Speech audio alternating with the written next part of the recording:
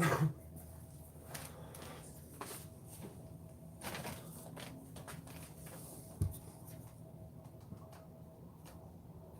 hello, we do have a few people here. Been so long, I figure everybody just forget about me. I wouldn't blame you. BR, what time does it start? Now.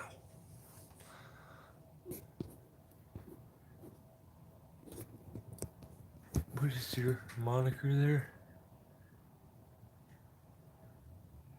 Idiotic moron? That's cool. I dig it. I think I'm due for another haircut. How you doing, BR? Jeffrey, what's up, man? Wow, hey, I really thought that. Lay down, now.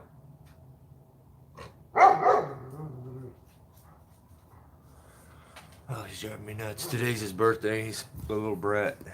Funny. Um, yeah, dude, I thought that etching that you did was so awesome on that axe handle. That was so cool. I just start to think of all the things you could do with something like that, and it just blows my mind that you can even buy something like that. That is so awesome.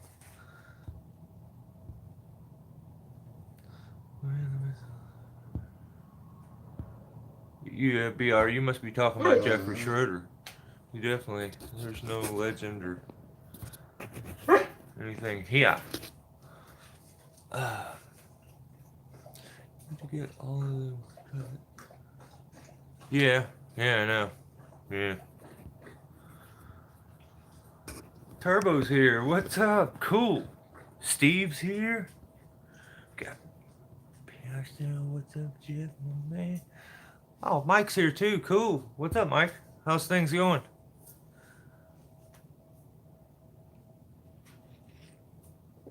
Thank you, BR.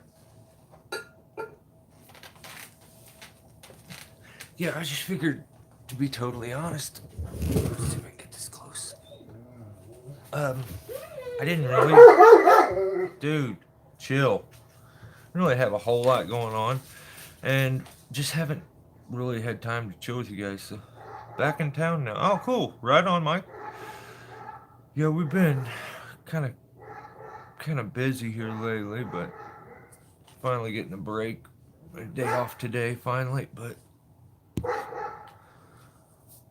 how's the weather over there? It's getting cold. You know, it's been chilly. Had a little bit of sunshine today and a little bit in the evening yesterday, but it's been kind of gloomy out. Jared, cool, knees here. What is up, man? Yeah, actually, one of the things we're going to talk about is a gift that I received. Hey, lay down now. Now. Now. Look at him over. He's got his little birthday ribbon on and stuff. Just chill. It's not that bad.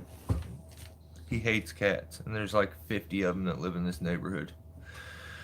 But I forgot what I was saying.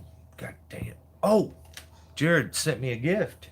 Um, and it's something that I've had myself. It's so, well, here, let's just go straight to it. This is what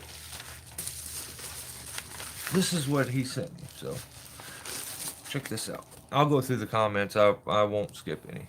I'll do my best. I'm sure we won't have a ton of people on here, but this from Mr. Bronick. So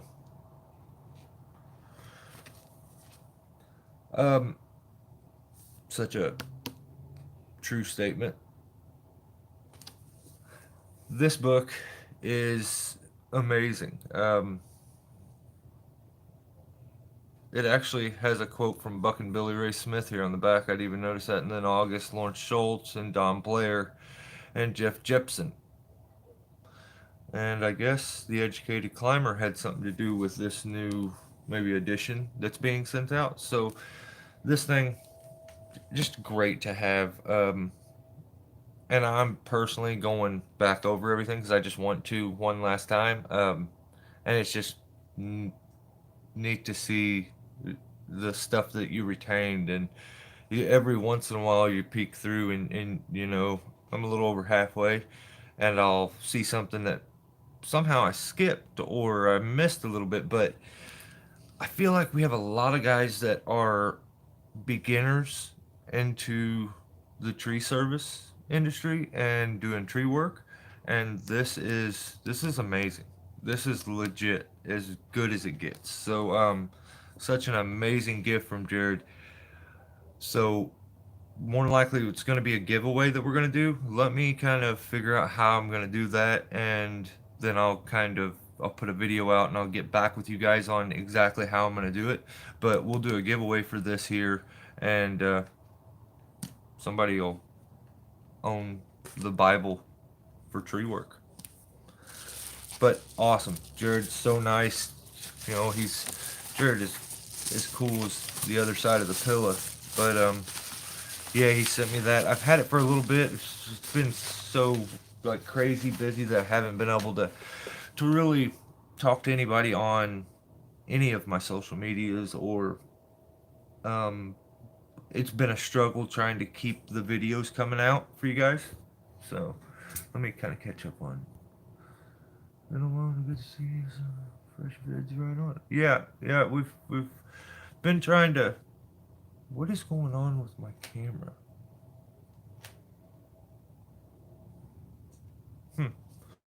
Been trying to keep the process up, as much as I can, and keep the videos going for you guys.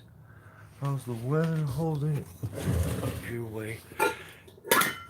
Ah, the weather's here. It's probably, I don't know. It's chilly. It's chilly. I know that. So I'm not really the biggest fan of the cold weather, but I will deal with it. But the other thing I want to talk about is the new video that's out, and kind of give a bit of insight and stuff, and then really just kind of chit chat with you guys, see how you guys have been. The last tree with all the ivy was brutal. Yeah, that was a complete nightmare, and honestly, I'd have to say that's the scariest tree I've ever done. There was points in that removal that I purposely didn't record because I feared like something was gonna happen, and I didn't want my wife or daughter or anybody to have to watch the footage afterwards. I was legit scared, terrified that something could happen if everything didn't go perfect. Um, the situation with the fence, which will, start to come out here in the next video, I believe, it was a bit complicated. The top had broke out, and there was multiple tops that broke out. I don't even think it was the one that I show in this first video. It actually was a different one. But there was another top that was laying up into it. We were over the top of the fence. Um, so I actually accessed this sweet gum tree that was over here. I was at the very top of the tie-in. I put some rigging over into that tree, and I actually swung it to that tree because swinging it to that tree was much closer than trying to swing it back to the maple. So I had that on my side. I put an additional tie-in point up into the sweet gum and came down and tried to swing out and get a hold of the branch that went out over the fence. But as I grabbed it, it felt like the entire thing was going to break off. The only thing that was actually living on a lot of that tree was the actual ivy. I know you can see a few sucker branches and stuff that kind of poke out, and there was a few green branches throughout it, but 90% of it, especially up in the tree, was completely rotted and was so bad. The ivy was the only thing actually holding it together, so where normally I would probably trim the ivy off to rig a chunk, I was actually leaving the ivy because I felt like structurally it was more sound. So I also did double wrapping. For those of you that's done a tree that have ivy and stuff before, if you single wrap sometimes around and it gets loose, you can actually the chunk of wood can come sliding out of the ivy, and you'll have a tube of ivy that's left.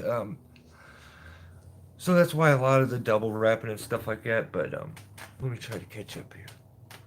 What else? Pittsburgh cold. Yeah, it's real cold, BR. Who was that DJ Blackman? That tree was an epic one for. Yes, yes, DJ, it definitely was. Justin Tree Walker. Oh, what's going on? You got snow. Shoot. I just ordered the book about a month ago and I love it. Yeah, it's unreal, BR. It really is. I think every tree guy should take their time and at least run through it and read it, if not own it, and go back to it repeatedly. I mean, like I said, I'm seeing things that somehow I just didn't retain, which is normal for me. I had all the legends sign mine at TC. Oh, that is cool, Jeff. That is real cool. That's an awesome book. I picked up my copy not long ago. Right on. Yeah, it's a must-have in my opinion. My Instagram, yeah, guys. I have one of Jeff's axes. Jeff's axes are so nice. It actually stays in my truck at all times. It's the one that I use nonstop. I used it to actually chop a bunch of that ivy away, but yeah, you hit Jeff up on Instagram. His Instagram, yeah, it's at Jeff Schroeder 1982, and definitely makes a really good axe. I really really like him. So as I go to touch that every time, it's blurring it out. So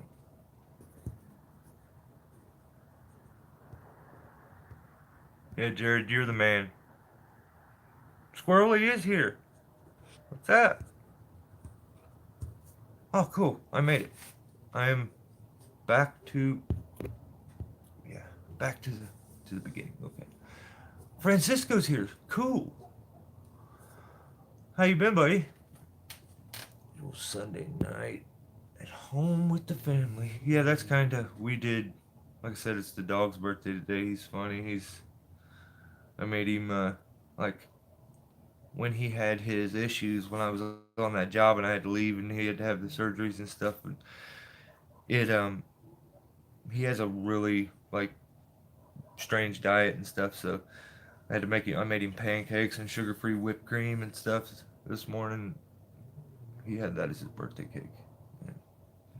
And he's been running amok all day, but let's talk about that tree. Have any of you um, experienced a tree that infested with ivy?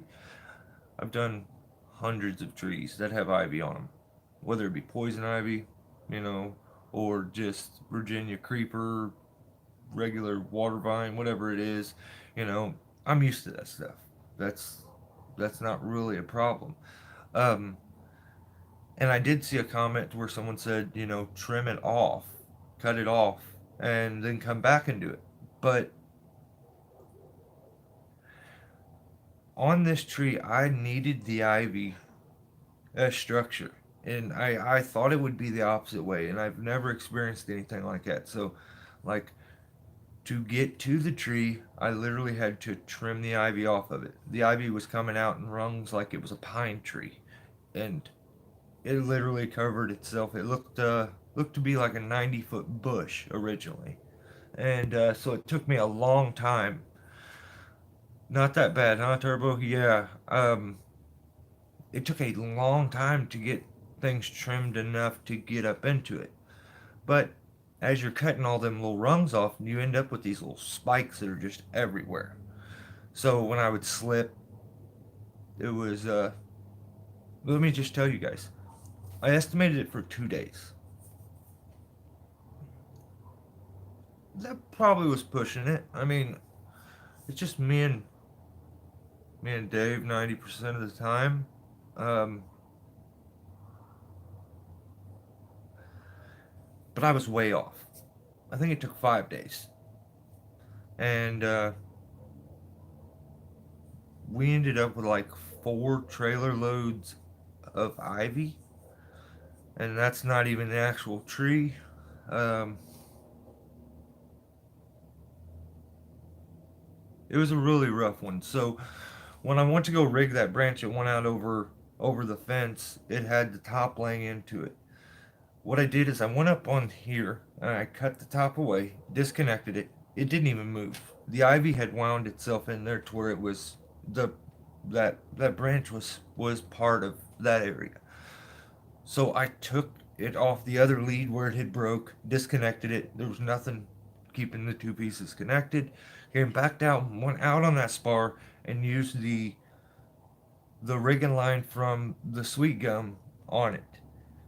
Got it set, and I'm a pretty good judge of height, and the length there. So I kind of estimated they were dealing with about 19, 20 foot worth of branch, maybe a little more, but I felt like I had 30 foot of clearance. Um, so maybe we were dealing with a little over 20 foot of branch, and I had 30 foot of clearance. So I figured a little bit of drop down, and I was gonna be fine. So when the branch ended up coming off and it broke loose, it started to come down. It would have cleared the fence, wouldn't have been an issue. But that chunk of wood that was all unwrapped in that slid out, and it slid all the way to where it was hanging out the end. As the branch went over, it slid out and was hanging out here, making the branch or the piece, let's say, another 10 foot long. So I probably had a little over 30 foot of clearance, but no matter what, with the 20 something foot of branch and then the extra 10 foot that swung out and the drop down, it just caught it. We broke the top rungs that go together, the bottom rung that goes together, but none of the middle pieces. They were all fine. It ended up smacking the lay down now the cyclone fence at the neighbors, which it kind of barely put a little bend in the pole, which we straightened back up. She was fine with that, but the customer was really cool. They ended up telling me, "Don't worry about it." They replaced the fence and stuff, and actually wouldn't even let me pay for it. They were really, really cool. And I know some people would say, "Well, you should have really got them on the price because they should have known better on that tree." These people just bought the home. So they inherited this big headache, which was this god awful tree that had ivy growing all the way to the ground. Um, they immediately, after buying it, they're, you know, they're immediately having the work done. So I definitely can't blame them for allowing the tree to get to that point, but, it, it's a bummer for them to have to inherit that headache right from the get go. So I just literally underestimated how hard it was going to be, how much was there, and because it was hard to see, what was actually there. And, limbs that were, let's say, this big, after they had ivy on them, were some of them were this big around. So it was crazy. I've never experienced anything like that before. So let me catch these few comments. We have two types of vines in North Carolina: thorny vines and non thorny vines. Yeah, I wish it was that for us. There's just so many different kinds between poison oak, sumac, ivy, Virginia creeper. There's a few other ones too but we get that weird. I guess that's literally just called ivy. And I don't know if you'll see it in the video, but it had encased the tree completely, and actually I think between it and the fact that maples have a really high root system that kind of stays at the top of the ground, it cracked their concrete all up there, and it probably stopped growing. So they're lucky as far as the root system starting to get into the foundation. That was a headache that I think they're gonna be able to not have to deal with. Usually strip the ivy as I climb. Very easy to gaff out with the ivy, and not being able to see the canopy properly sucks balls. Yeah, so not only is it rough when you're down there and you're trying to estimate what's there, so then you start to work your way up into the tree, and you feel like, wow, from the ground I thought this was maybe 90 to 100 foot, and I feel like I'm 80 foot now, but I can't see the top. I have so much ivy over me, and you can see through the ivy that the branches were so dead in some areas that it was like I had redirects running all over that tree. Um, But the main thing that helped me, because the tree was so incredibly spread out, was another small system. I don't know what you would categorize it as. It probably needs its own term, but it's a perfect little system for spar work. I used a gree and about 12 foot of rope with a sewn eye at the end and a knot, and I would just use it as a secondary tie-in point wherever I was at if I needed to move within that 12 foot.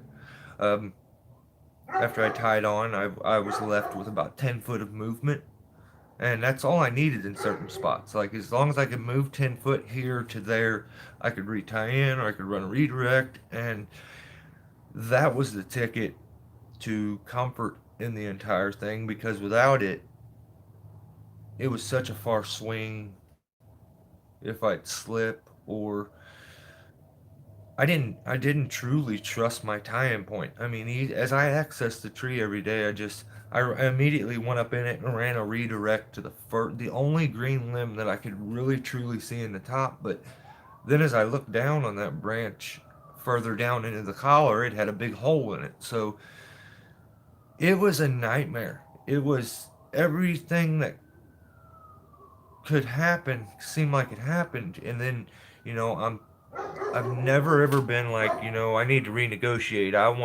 I just want to walk away. I don't want to do this. Where are you located?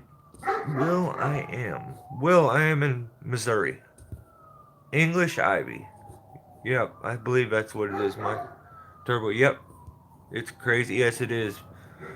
What's up, brother? Brandon, Brad. Oh, what's up, Brandon? It's like you can't get. So yeah, it was rough. I've never wanted to leave. Like, okay, I lie. There's been many a times in my career to where you're on a job and you just if there was that option of just leaving, I would leave. I was prepared to. The first day I was so frustrated and so mad, and this was before the fence. I'm so frustrated. I'm so mad. I'm ready to leave. I'm ready to knock on the door and say, I really, I didn't figure for this right. I'm way off. Um, I know I gave you my word, but you can have my work for free for a day. That was free, and leave. But I've been that frustrated before, and I'm like, let's knock it off. It'll get better. And then so I go home and I talk with my wife and I let her know, and she says, Michael, you can't do that. You keep you've always been a man of your word. You stay that way. And I feel like she knew that's what I wanted to hear.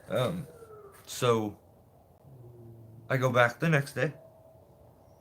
I leave that day way more frustrated than I left the first day, because now I've hit the fence.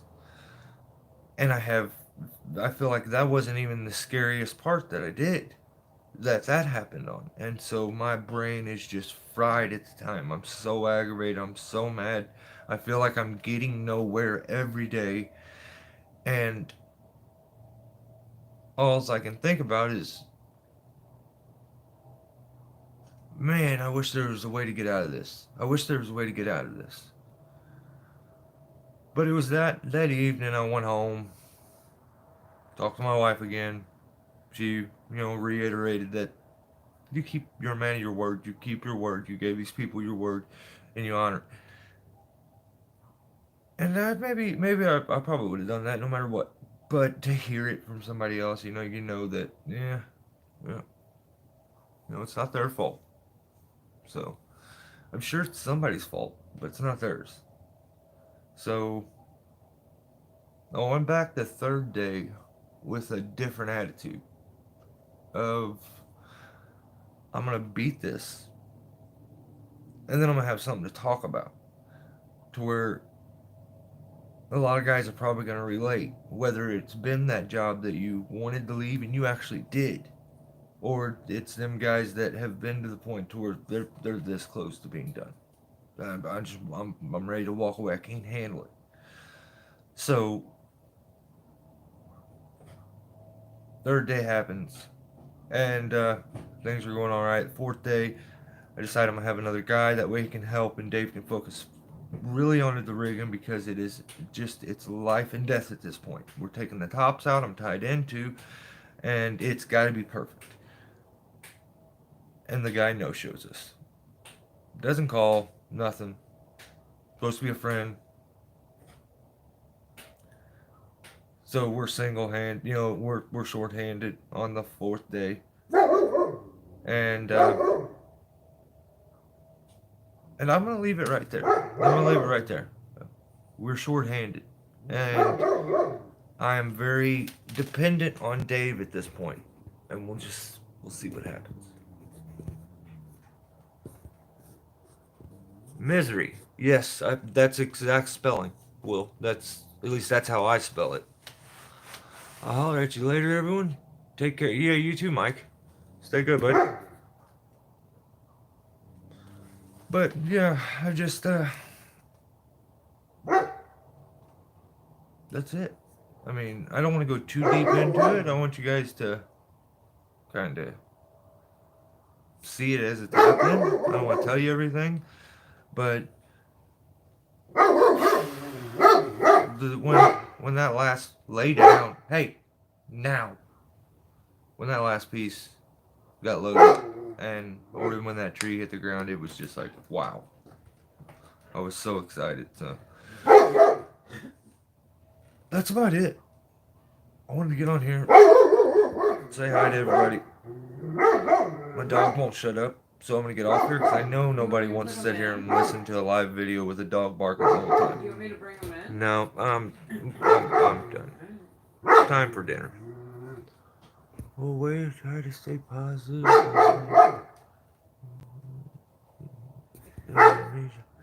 Yeah, Turbo, it's a moral battle, basically. I would say more than anything. You feel like, can I mentally deal with just all of this? I know I physically can. I can beat my body till it won't move. And I basically feel like I did. But, yeah, it's more of a moral thing. Can I keep my word? Can I leave this place with my word intact, as it always has been, and maybe learn something? And I can tell you I at least learned something. So, guys, I'm going to get off here. Thanks for hanging out. Thomas. Oshevsky. Excited or relieved? Both. Monster. Both, actually. Sorry for the camera thing. Maybe I can figure out a way to switch that so it doesn't do that. But hey, I'm going to get off here. You guys, thanks. I will be letting you guys know about the giveaway. Everybody, thank Jared, because somebody's going to end up with this. And it's actually not from me. Jared sent it to give away on the channel, so appreciate that. And I will see all you guys, or talk to you guys, or I'll try to do another live soon. So yeah, he's driving me nuts, guys. I'm gonna go back there and strangle him on his birthday. See ya. Stay safe. I don't know how to hang my phone up. I'm like everyone else that does a live on